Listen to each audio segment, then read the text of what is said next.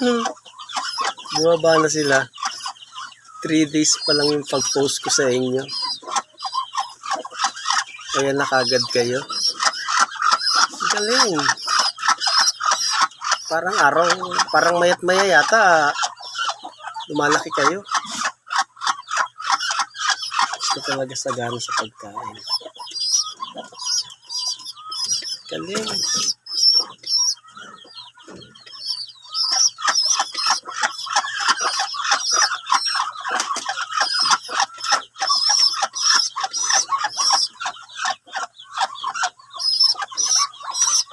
Three weeks and 4 days.